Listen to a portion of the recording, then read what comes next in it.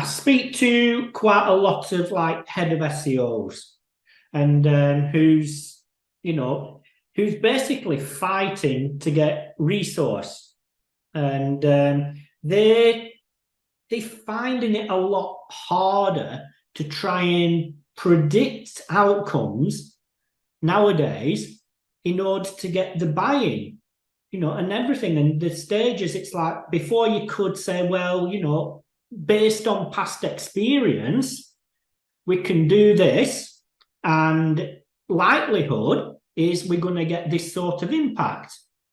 But I mean, moving forward, a lot of things are constantly changing online, and a lot of things are constantly evolving.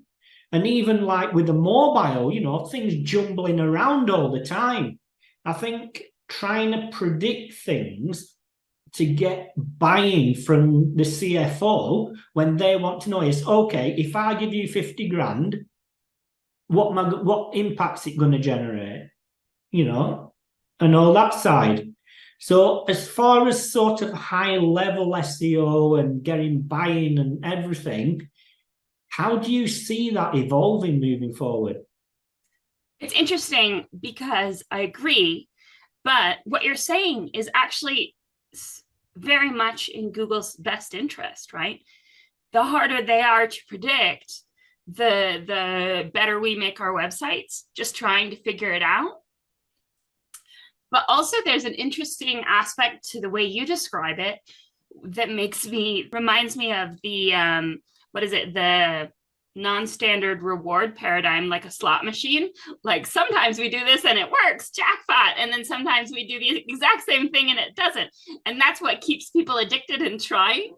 It almost sounds nefarious in that light. Yeah, I think there's not going to be as many guarantees, and that's why everything's getting more difficult. And I think that's not an accident.